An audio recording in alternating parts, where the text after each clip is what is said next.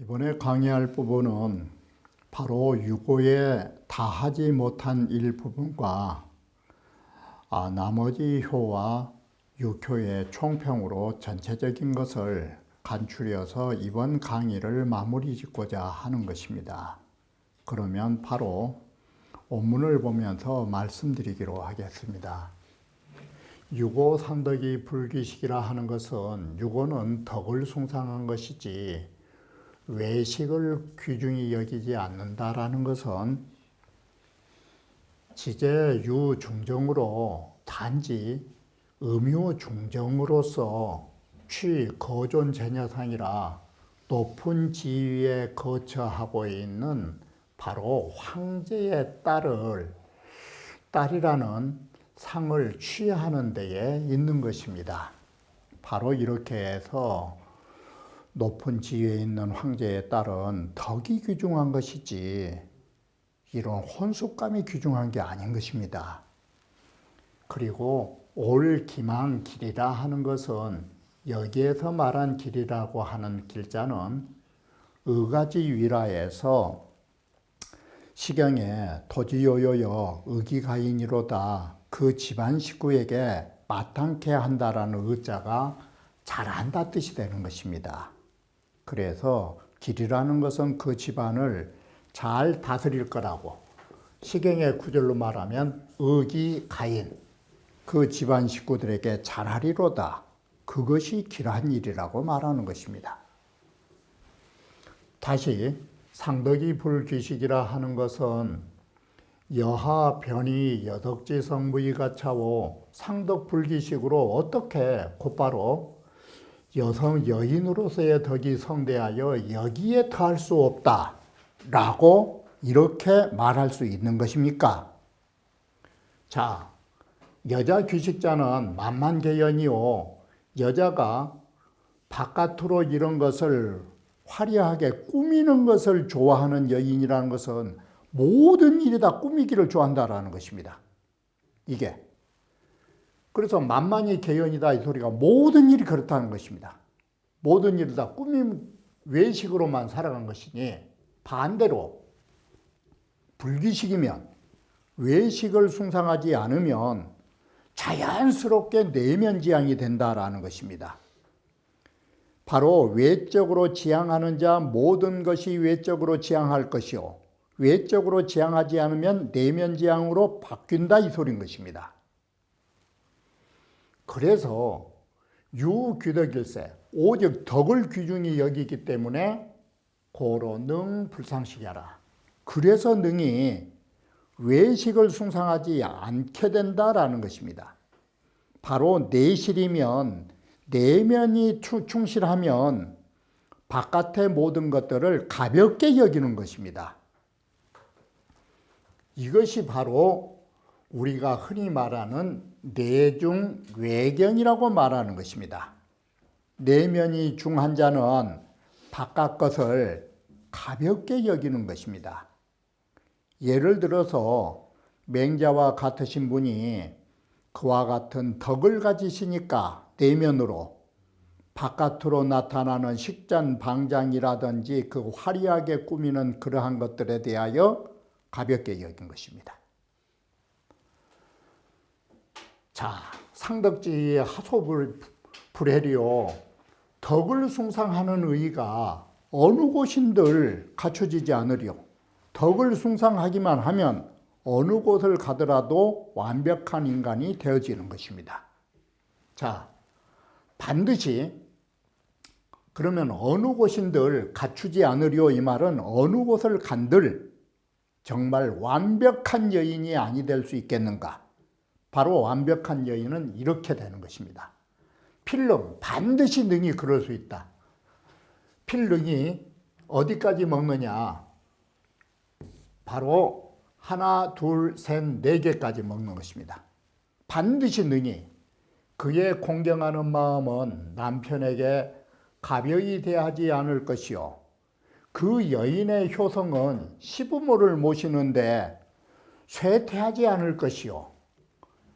바로 자애로운 마음은 그 아랫사람들, 첩들에게 조금도 생략하지 않을 것이요.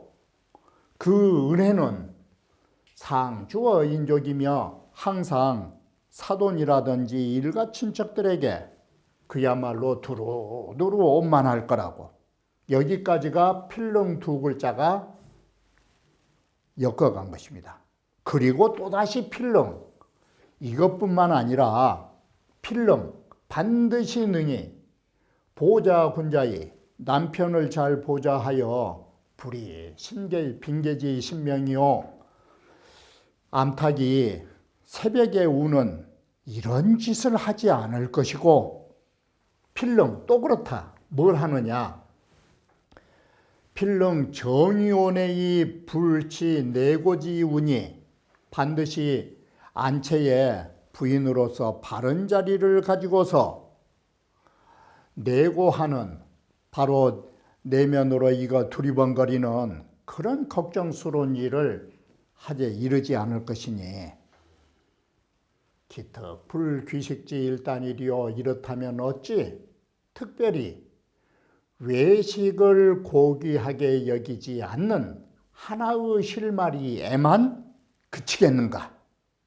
바로 이와 같이 어느 곳인들 무슨 일인들 완벽하지 않은 일이 그 여인에게 무엇이 있었던가?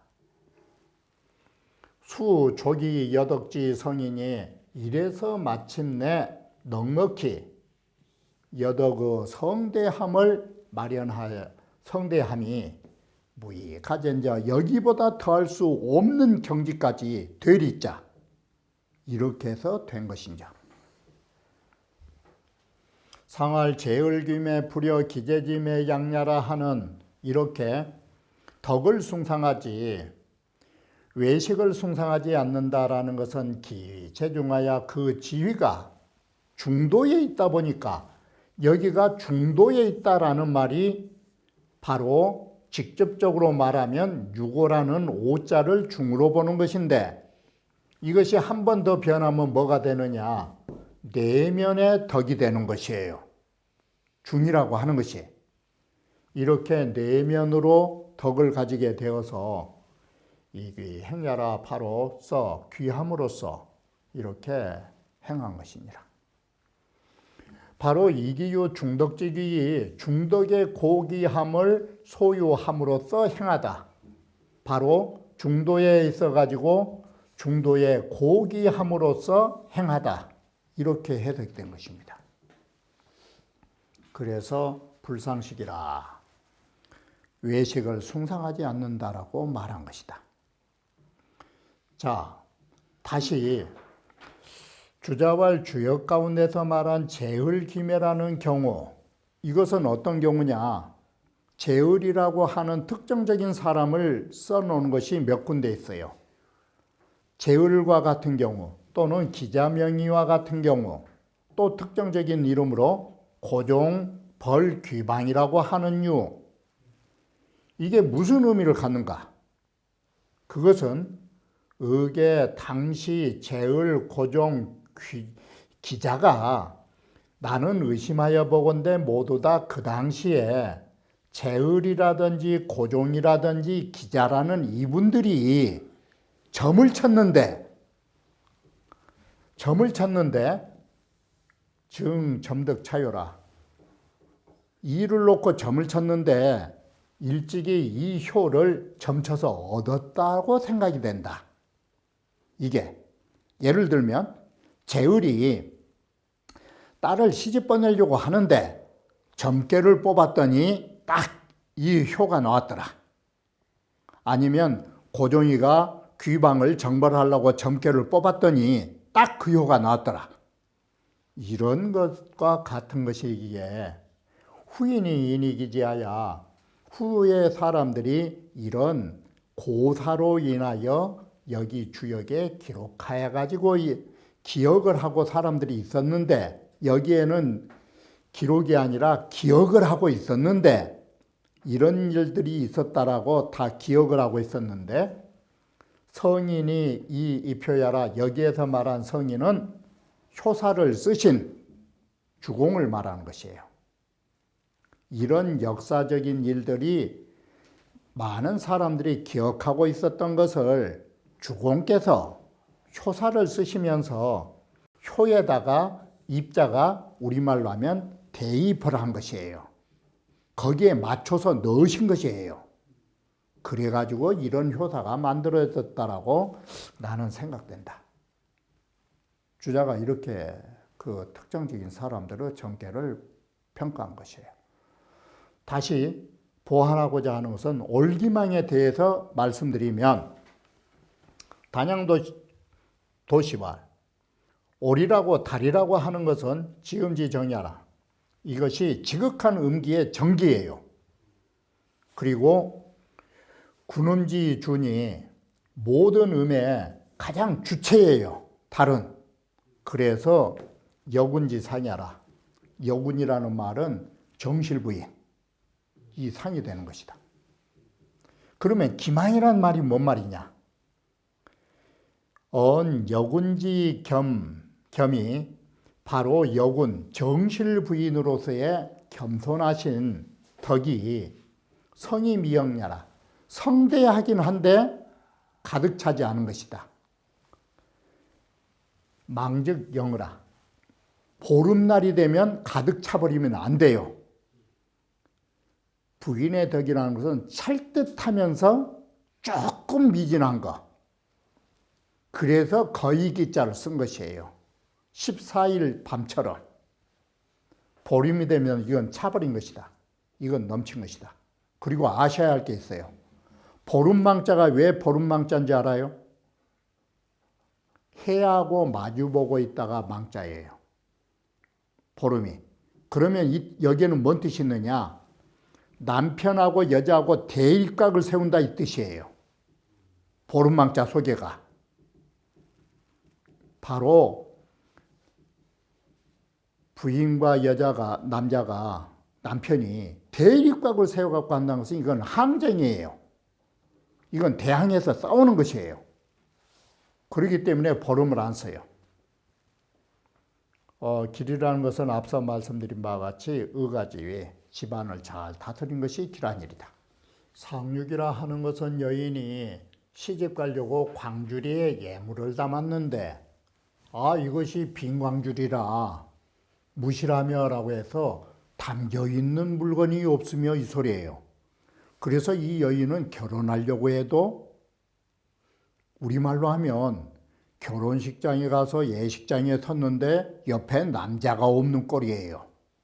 이게. 그리고 선비가 장가를 가려고 하면 염소를 잡아가지고 가면 거기에 피가 있어야 되는데 피가 없으니 이건 혼인을 하려고 해도 혼인이 이루어지지 않는다를 말하는 것이에요. 그러니 이것이 이룰 바 없다. 상륙이 음유로서 귀매지 종이 무응하니 귀매의 종착지에 거하고 있는데 정응이 없으니까 이게 종자가 뭔 뜻이에요? 시집 갈 수 있는 마지막 자리에 왔는데 정말 이제는 시집 갈 수 있는 기회의 마지막인데 남자가 없어버렸으면 어떻게 돼요? 이게. 그래서 약혼이 부종자야라. 약혼을 했으니까 승광이고 규양이 된 것이에요. 이게. 그런데 끝을 맺지 못했으니까 뭐예요? 결혼이 파혼이 되는 것이죠. 약혼이 파혼이 되는 것이에요.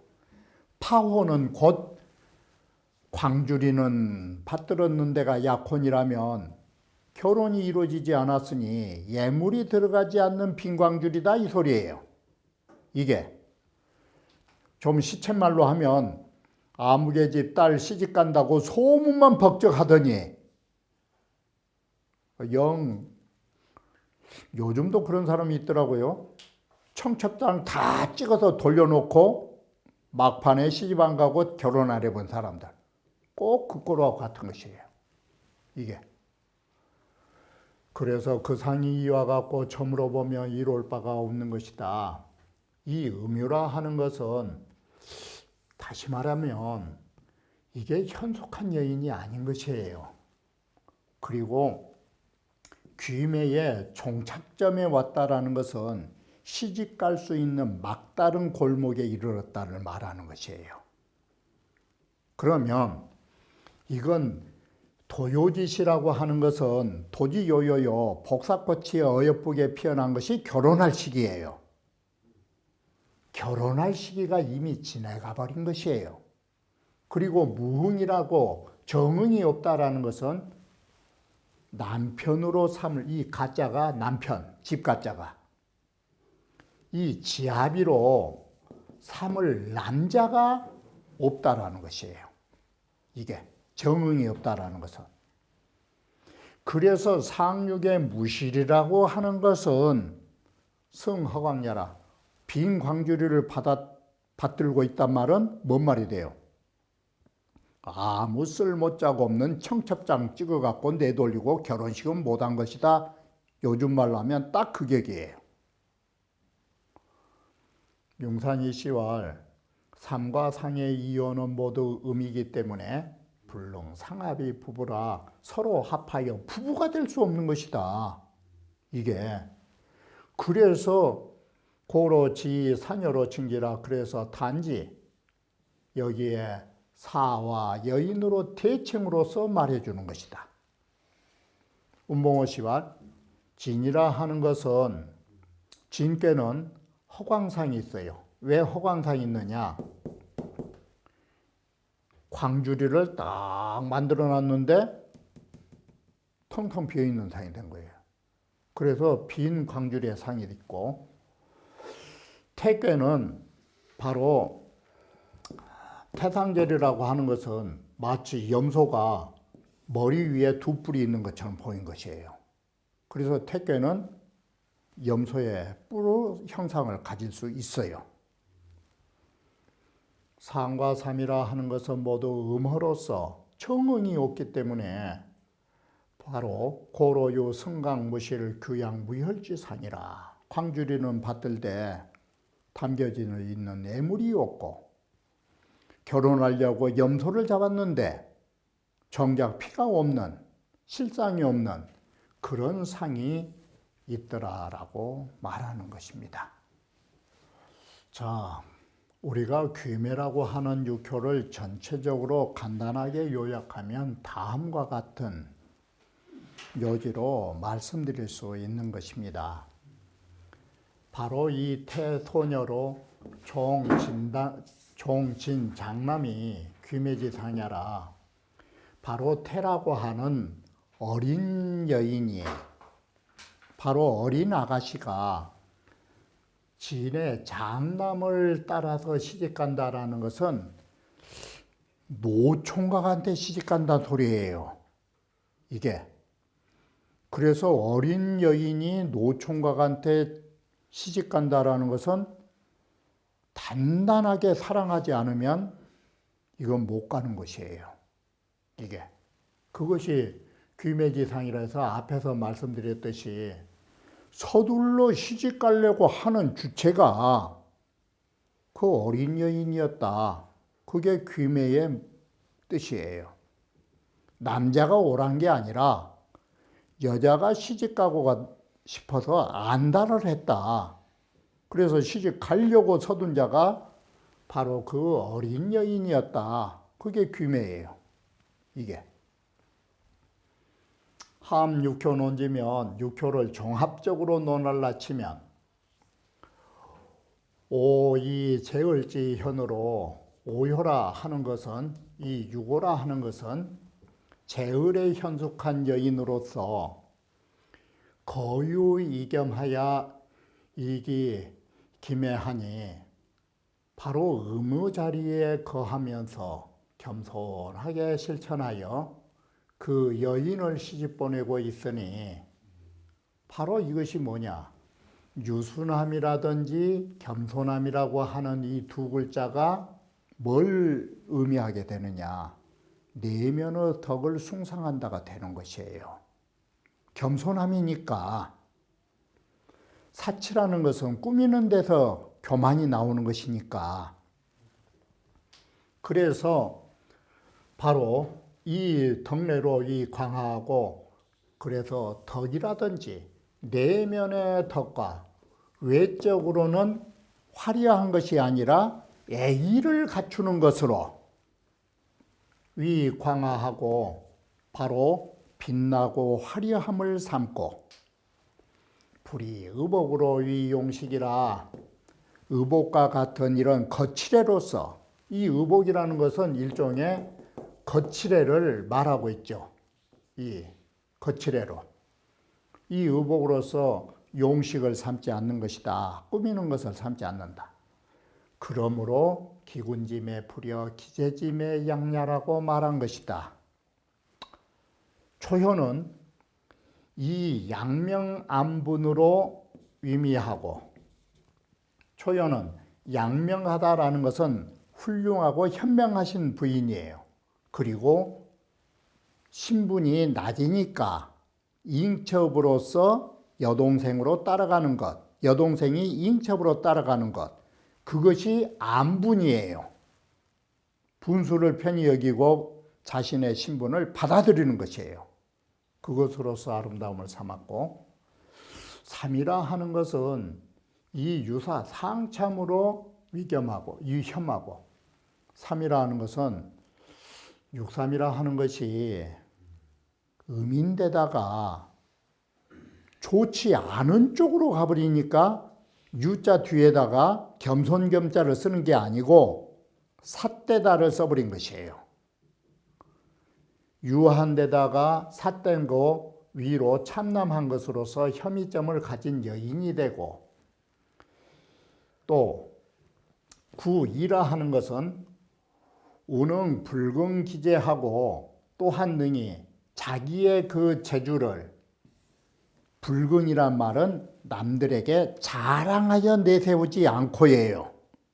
내세우지 않고 자손기미하니 스스로가 그 아름다움을 손순하니, 이 말이 스스로가 그 아름다움을 감춰버리고 겸손해 하시니, 이런 말과 같아요.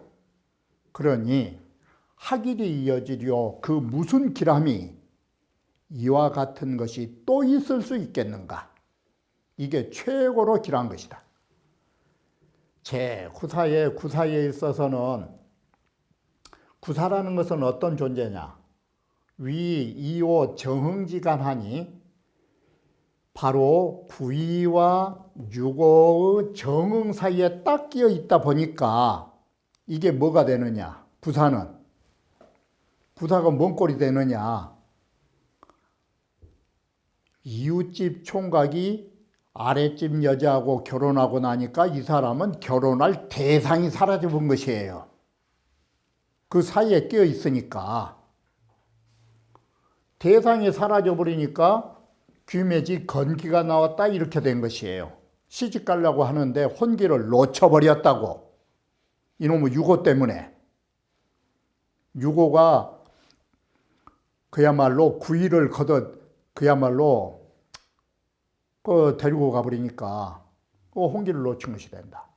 상은 음유로서 한 쾌의 끝자리에 처하고 있으니, 이것은 대체로 부부간에 끝이 없는 것을 말해주는 것이다.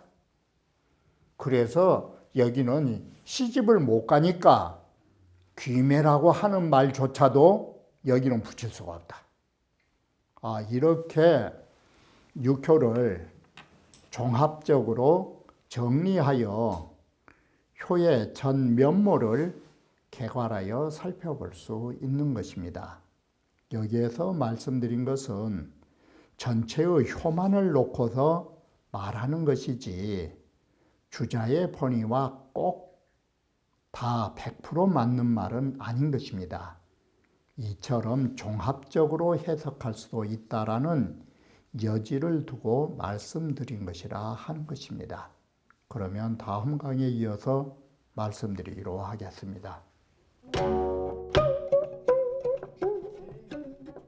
네.